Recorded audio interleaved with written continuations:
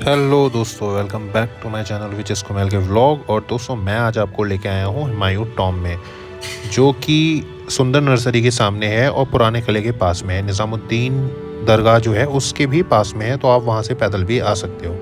तो जब वहाँ आप पहुँचोगे तो आपको गेट पे हुमायूं का मकबरा लिखा हुआ दिख जाएगा। उससे जब आप एंटर करोगे तो आपको दो जगहें दिखेंगी।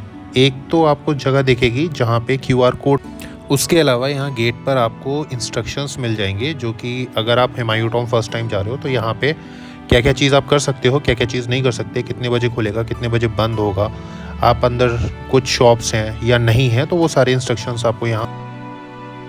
दोस्तों, जब आप हुमायूं के मकबरे में एंट्री लोगे तो थोड़ा आगे चलने के बाद आपको सबसे पहले जो मिलेगा वो मिलेगा ईसा खान का मकबरा। ईसा खान कौन थे, उनका मकबरा यहाँ हुमायूं के मकबरे के पास में क्यों है? और दोस्तों, अवधारणा तो ये भी है कि ये मकबरा हुमायूं के मकबरे से बनने से 20 साल पहले ही बनकर तैयार हो गया था, और इसको खुद ईसा खान ने अपने जिंदा रहते टाइम पे ही बनवा लिया था। दोस्तों, ईसा खान न्याजी सम्राट शेर शाह सूरी और उनके बेटे इस्लाम शाह सूरी दोनों के दरबार में एक ऊंचे पद पर थे, मतलब एक अमीर थे। उन दोनों के दरबारों में पहले कुछ अलग अलग पद होते थे, तो उसमें से एक अमीर नाम का भी पद होता था। तो वो थे ईसा खान, शेर शाह सूरी और उनके बेटे इस्लाम शाह सूरी, दोनों के दरबार में एक अमीर थे। ईसा खान न्याजी ने ही मुग़ल सम्राट के ख़िलाफ़ लड़ाई लड़ी थी, जंग की थी उन्होंने। मुग़लों के ख़िलाफ़ लड़ने वाला सूरवंश के शासक शेर शाह सूरी के दरबार का एक अफ़गान था ईसा खान। ईसा खान का मकबरा का जो भी हिस्ट्री रहा हो, क्यों वहाँ पे बना हुआ है, इसका तो कहीं पे कुछ मिलता नहीं है कि वहाँ पे हुमायूं के मकबरे के पास में क्यों बना हुआ है, लेकिन कुछ रहा होगा जिसके बाद बना था या पहले बन गया था। तो इसके बारे में थोड़ा आगे पढ़ते हैं, चलिए। तो ईसा खान न्याजी जो थे, उनका जो जन्म हुआ था वो 1453 में हुआ था, और 1451 से लेके 1525 तक का इन खान शासकों के लिए बहुत अच्छा टाइम था। मतलब 1451 से 1525 के बीच का जो भी टाइम था वो इन शासकों के लिए बहुत ज़्यादा अच्छा था। और ये वो समय था जब लोधी शासकों का शासन पूरे उपमहाद्वीप में था, मतलब पूरे जो भी एरिया था इंडिया का, जो भी जितने भी एरिया थे, उन सब जगहों पे लोधी शासकों का शासन था। 1548 में 95 ईयर की एज में ईसा खान की डेथ हो गई थी, और उनका जो डेथ हुई थी वो दिल्ली में ही हुई थी, तो इसलिए उनको वहीं पे दफना दिया गया था। ईसा खान का जो मकबरा है वो जो दूसरे मुग़ल सम्राट हुमायूं थे उनके मकबरे के पास में ही है। और ये ध्यान देने वाली बात है कि ईसा खान का जो मकबरा है वो हुमायूं के मकबरे से 20 साल पहले पूरा हो गया था। 20 साल पहले ही ये बन गया था, बन के तैयार हो गया था। ईसा खान ने अपने मकबरे का निर्माण अपने जीवन काल 1547 से 1548 ईस्वी के बीच में करवा दिया था। इस अष्टकोणी मकबरे में कैनोपीज, चमकते हुए टाइल्स और जालीदार खिड़कियां हैं, और इसके चारों ओर एक बरामदा है जिसकी जो छत है वो पत्थरों के सहारे रुकी हुई है, और इसमें बगीचा भी है आसपास। अगर आप देखोगे आपको दिख रहा है, बगीचा भी दिखेगा आपको।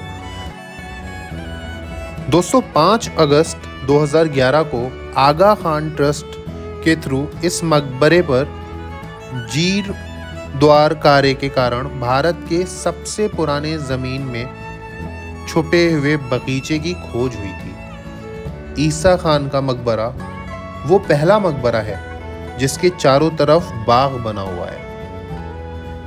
इसे ज़मीन में छुप जाने की वजह से ये नहीं दिखता था, लेकिन बाद में जब इसकी खोज हुई तो इसको प्रॉपर एक बाग बनाया गया, इसकी सफाई हुई। इसे ज़मीन में धंसे बगीचे का सबसे पहला उदाहरण माना जाता है।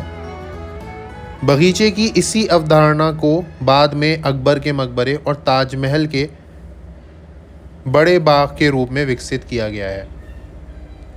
ईसा खान का जो मकबरा है उसके अंदर एक स्लैब पर एक फारसी का शिलालेख भी लिखा हुआ है, जिस पर लिखा है ये मकबरा जो स्वर का एक आश्रय है, इस्लाम शाह के शासनकाल में के दौरान उमर खान के पुत्र मसनद अली ईसा खान न्याजी द्वारा बनवाया गया था। मकबरे के पास में ही एक खूबसूरत मस्जिद बनी हुई है जिसमें ईसा खान ने नमाज भी अदा की थी। ये मकबरे के निर्माण के समय में ही बनी थी और इसमें ईसा खान ने नमाज अदा करी थी।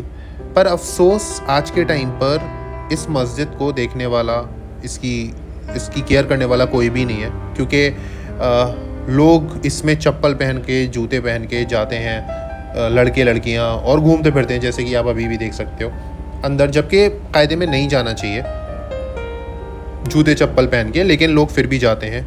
उनको इस चीज़ का ध्यान रखना चाहिए कि ये मस्जिद है, इसमें हम जूते चप्पल पहन के ना जाएं और हम नंगे पैर ही जाएं, वो ज़्यादा बेहतर रहेगा। तो दोस्तों ये थी ईसा खान का हिस्ट्री, ईसा खान के बारे में थोड़ा सा। अब यहाँ से हम आगे बढ़ते हैं और अब हम चलते हैं हुमायूं के मकबरे की तरफ।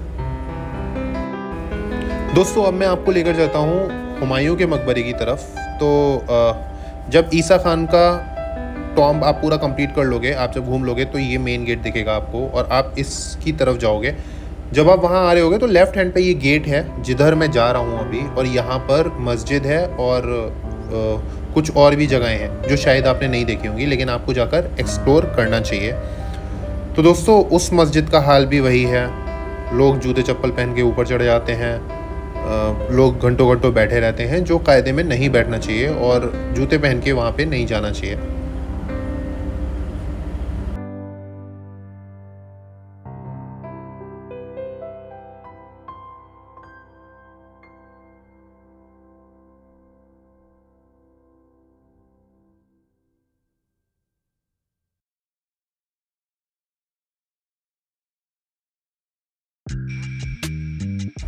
ये है वो मस्जिद, और यहाँ पे जो लोग दिख रहे हैं आपको वो सब जूते चप्पल पहने हुए हैं, जो कायदे में नहीं पहनना चाहिए, उन्हें नंगे पैर जाना चाहिए। और वहाँ पे बोर्ड साइन भी लगा हुआ है कि मस्जिद में जब आप जाओ तो जूते चप्पल पहन कर जाओ। तो वहीं से होते हुए ये एक गेट आएगा जिसके थ्रू आप हुमायूं टॉम्ब के अंदर एंट्री कर सकते हो। ये मेन गेट आपको दिख जाएगा, तो यहाँ से आप हुमायूं टॉम्ब की तरफ आगे जाओगे।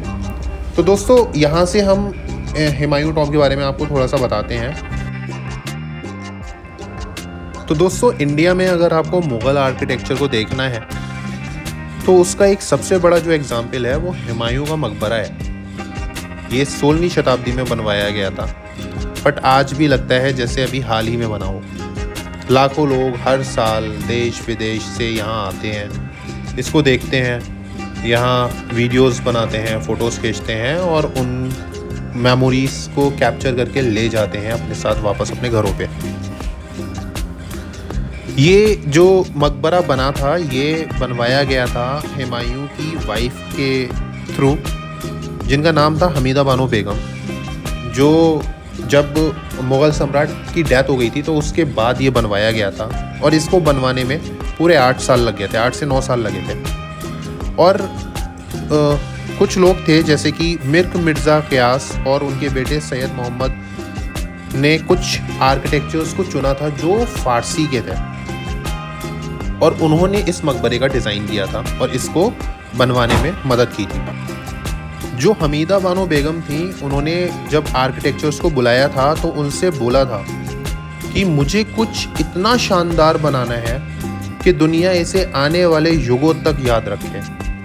हुमायूं के बेटे अकबर ने ये जिम्मेदारी अपने कंधों पर ली और अपनी पत्नी और बेटे द्वारा हुमायूं के मकबरे को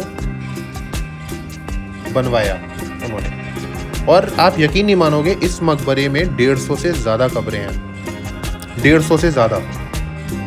लेकिन किसी भी कब्र पे कोई भी नाम मेंशन नहीं हो रखा है, जिसकी वजह से ये पता लगाना बहुत मुश्किल है कि कौन सी कब्र किसकी है, कौन सी कब्र किसकी है। हुमायूं की कब्र की आप पहचान इसलिए कर सकते हो क्योंकि ये जो आपको टॉम्ब दिख रहा है इसके अंदर हुमायूं की कब्र है, ये मेन टॉम्ब है।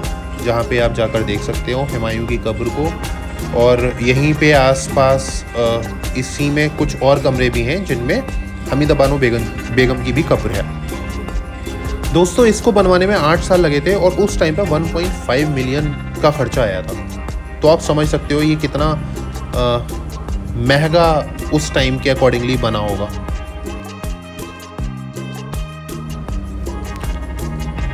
दोस्तों क्या आप जानते हो ये भारत में बना पहला बागों वाला मकबरा है। इससे पहले कोई भी बागों वाला मकबरा नहीं बना था। तो आप यहाँ आइए, यहाँ आकर देखिए इसको और वीडियोस बनाइए, फ़ोटोज़ खींचिए और अपने साथ अपने घर लेके जाइए कुछ यादों को। तो मैं अपने इस व्लॉग को यहीं ख़त्म करता हूँ दोस्तों। मैं आपसे मिलता हूँ अपने अगले व्लॉग में। तब तक please do share, like, subscribe Kumail के व्लॉग, और जितने ज़्यादा लोगों को हो सके उतने ज़्यादा लोगों को आप वीडियोस शेयर कीजिए।